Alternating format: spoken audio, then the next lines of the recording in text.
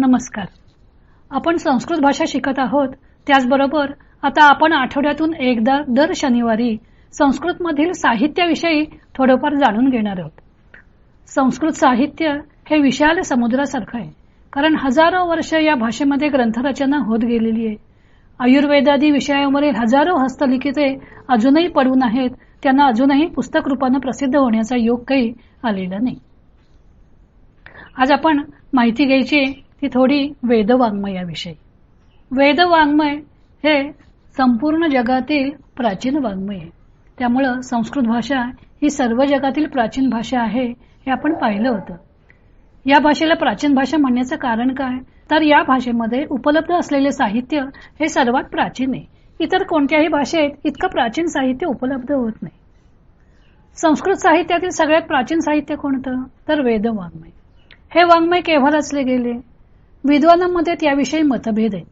मुळात आपल्याकडे इतिहास लेखनाची पद्धत नाही, म्हणजे काटेकोर इतिहास लिहिला गेलेला नाही. वास्तविक महाभारत हा इतिहास ग्रंथच आहे, पण तो स्वतःला पुराण म्हणवतो.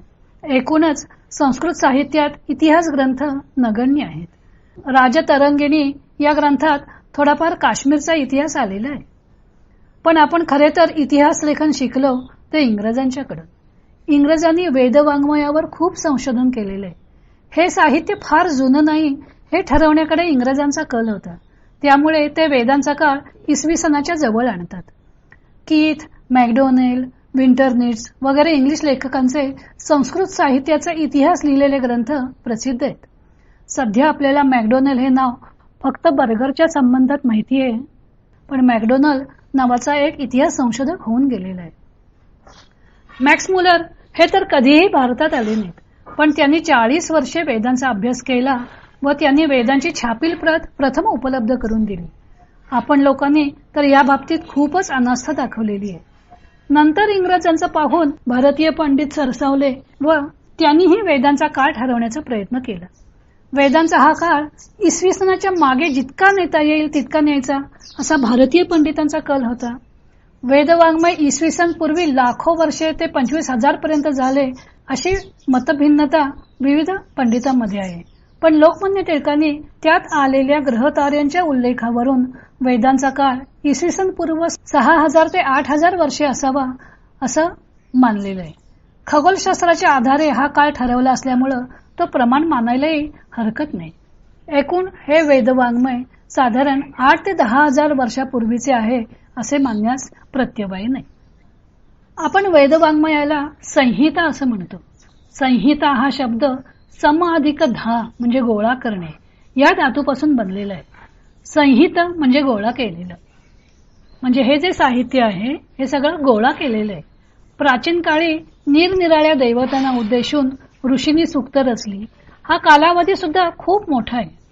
वेदातील काही सूक्त ही खूप प्राचीन आहेत, तर काही सूक्त त्यातल्या त्यात अर्वाचीन आहेत. असा खूप काळ लोटल्यावर ऋषींना हे सर्व वाङ्मय जतन करून ठेवावं असं वाटू लागलं. जागतिक प्रलय किंवा आतासारखी महामारी असं काहीतरी कारण घडलं असेल की ज्यामुळं ही सूक्त संग्रहित करण्याची गरज भासू लागली आणि त्यातूनच उपलब्ध होतील त्या सर्व सूक्तांचं संकलन केलं गेलं व त्याला संहिता असं नाव ठेवण्यात आलं. या वेदवाङ्मयाला आपण भारतीय लोक ईश्वराचे निश्वसित असं म्हणतो. ईश्वराच्या श्वासोच्छ्वासातून आपल्याला हे वेद मिळालेले आहेत अशी आपली धारणा आहे. वास्तविक यातील सूक्त ऋषींनीच रचलेली आहेत. त्या सूक्ताखाली त्याचा रचयिता कोण ते लिहिलेलं आहे. अर्थातच हे संगृहित केलेलं वाङ्मय असल्यामुळं याचा कोणी एक करता नाहीये. त्या ऋषींना योगबलानं वेदाचं दर्शन झालेलं आहे. वेदाचं म्हणजे त्यातील सूक्तांचं दर्शन झालेलं आहे. ऋषी कोणाला म्हणायचं?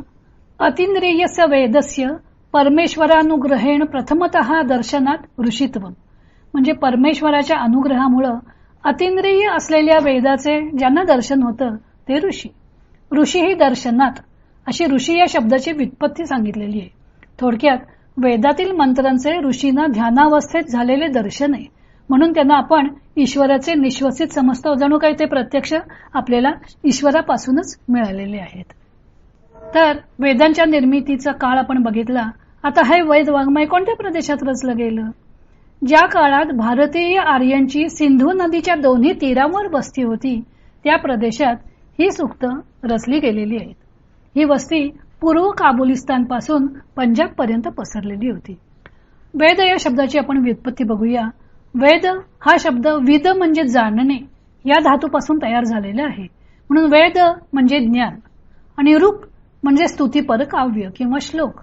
म्हणून ऋग्वेद म्हणजे ऋचांमधून व्यक्त झालेले प्राचीनतम सर्व पवित्र असं ज्ञान.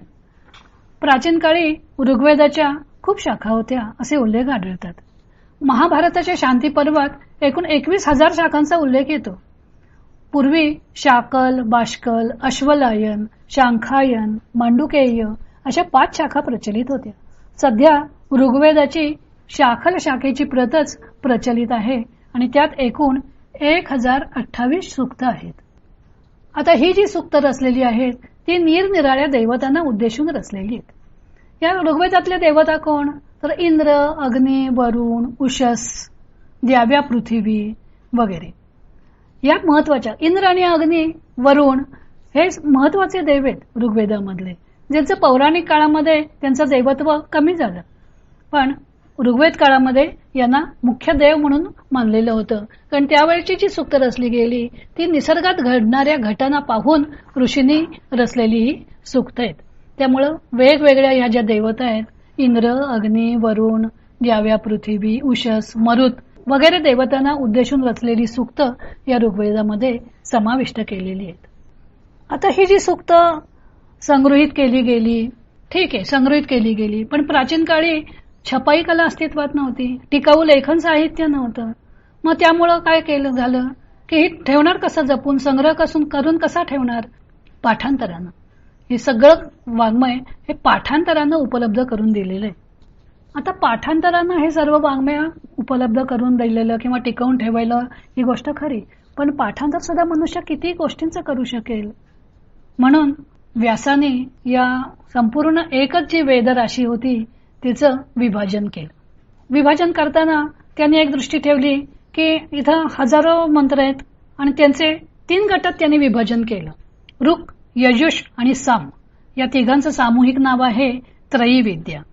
ऋक् म्हणजे प्रार्थना किंवा स्तुती. जे मंत्र देवतांच्या स्तुतीशी निगडीत आहेत, देवतांच्या ज्याच्यामध्ये प्रार्थना केलेल्या आहेत, त्यांचा एक वेगळा संग्रह करण्यात आला, तोच ऋग्वेद.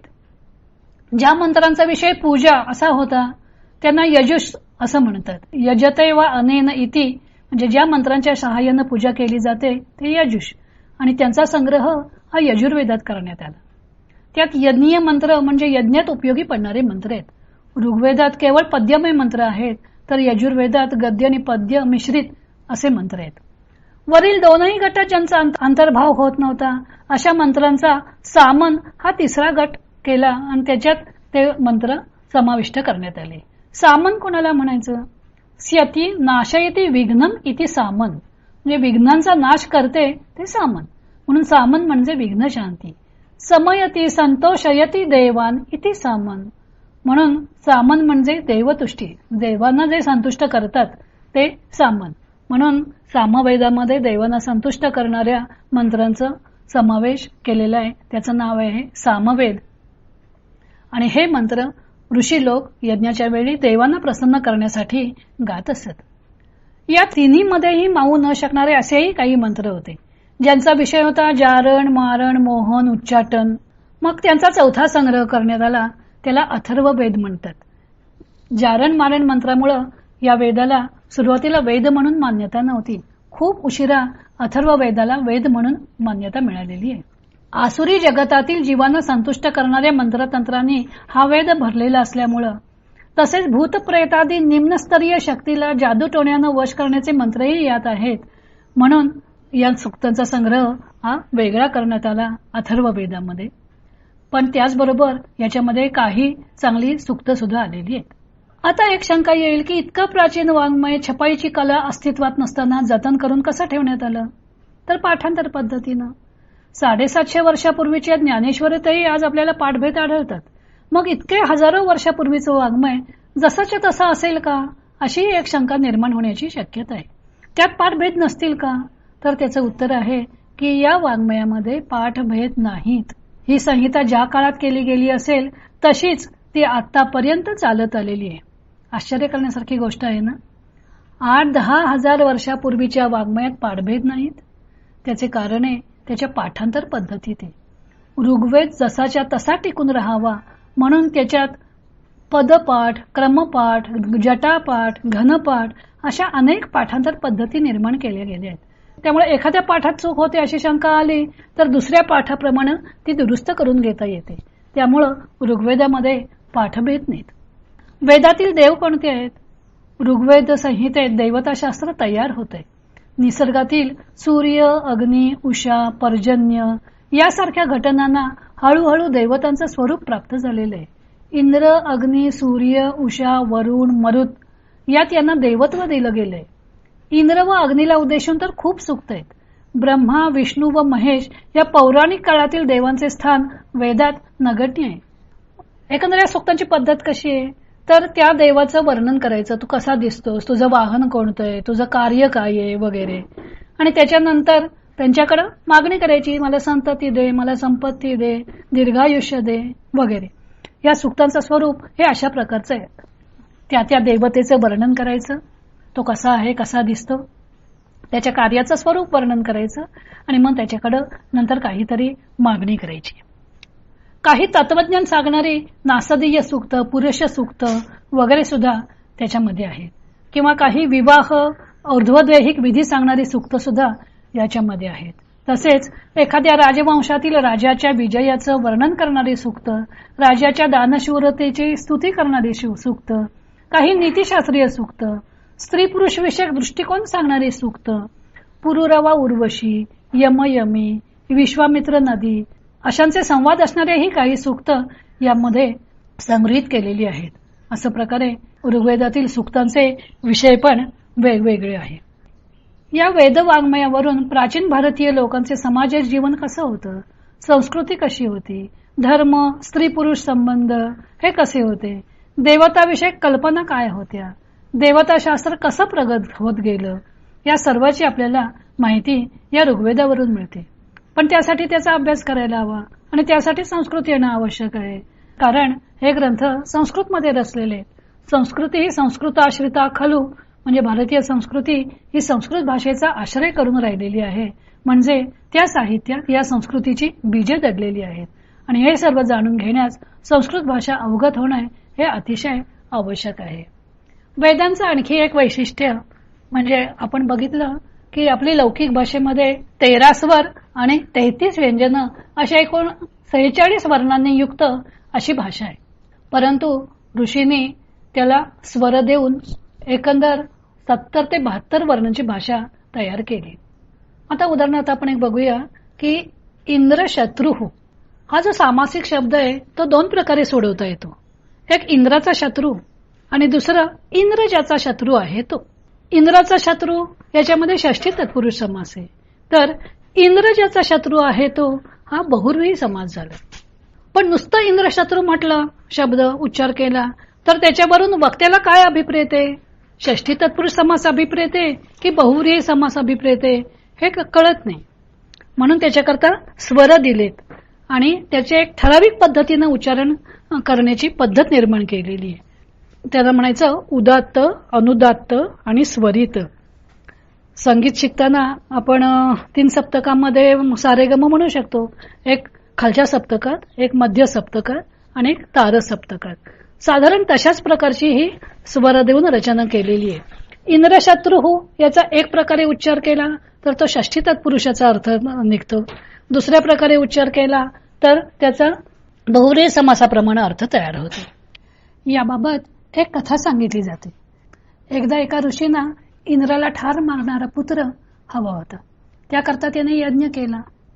परंतु इंद्र शत्रू या शब्दोच्चारामध्ये त्यांची चूक झाली. इंद्राचा शत्रू असा मला मुलगा होऊ दे असं म्हणण्याच्या ऐवजी इंद्र ज्याचा शत्रू आहे तो असा मला मुलगा होऊ दे असा बहुव्रीहीचा अर्थ त्यांच्या मंत्रोच्चारातून निघाला. त्यामुळे इंद्राला ठार मारणारा पुत्र निर्माण होण्याऐवजी त्यांना इंद्राकडून ठार मारला जाणारा पुत्र झाला. आता या कथेवरून एक लक्षात येईल की वेदातील सूक्त जी आहेत ती जी स्वर लावून म्हणायची आहेत ती तशीच का म्हणायची आहेत, कारण त्यांचा अर्थ नाहीतर मग पूर्णपणे बदलून जातो. आणि ही स्वर लावून म्हणण्याची पद्धत ही जी वैदिकाने तयार केलेली आहे ती त्या वैदिक ब्राह्मणांच्याकडूनच शिकली पाहिजे. ह्या गोष्टी मी नाही शिकवू शकणार, कारण या सुक्तांचा अभ्यास आम्ही फक्त कॉलेजमध्ये अभ्यासक्रमात आली तेवढ्या सुक्तांचा फक्त अभ्यास केला, पण ती सुक्त म्हणायची कशी हे नाही आम्हाला शिकवलं गेलं कॉलेजमध्ये. तेव्हा हे जे म्हणायचं शिक्षण जर घ्यायचं असेल तर ते वेदपाठक गुरुजींच्याकडूनच, वेदपाठक गुरुजी म्हणजे एक ठराविक कोणी गुरुजी असं नव्हे, तर वेद शिकवणाऱ्या गुरुजींच्याकडूनच त्याची संथा घ्यायला हवी आणि ते आत्मसात करायला हवं. आता श्री सूक्त वगैरे आपण म्हणतो, पण खरं तर ते तसं स्वर लावून म्हटलं पाहिजे, तरच त्याचा तो अर्थ व्यक्त होईल. तर अशा प्रकारे आपण आज वेदवाङ्मयाची थोडीफार ओळख करून घेतली. वेदवाङ्मय खूप प्राचीन आहे आणि आपण ते संगृहीत केलेलं वाङ्मय आहे. पूर्वीच्या ऋषींनी ते संगृहीत केलेलं वाङ्मय आहे आणि ते तसंच्या तसंच पाठांतर पद्धतीनं जतन करून ठेवण्यात आलेलं आहे. आता ही पाठांतराची पद्धती कशी होती, घनपाठ, जटापाठ, पदपाठ वगैरे ज्या काही 7-8 पद्धती निर्माण केल्या गेल्या त्याच्याबद्दल आज मी एक ऑडिओ मला मिळालेला आहे. एक माहिती करता हे कसं पाठ केलं जातं या माहिती करता मी आज तो पण ऑडिओ एक पोस्ट करणार आहे, की आपल्याला वाटतं की हे नुसतं पाठांतर करून ठेवायचं आहे, गोकमपट्टी करायची, काय सोपं काम आहे, पण ते हे सुद्धा किती अवघड आहे ते आपल्याला ऑडिओवरून कळेल. तर आज आपण इथंच थांबूया. हरिओम.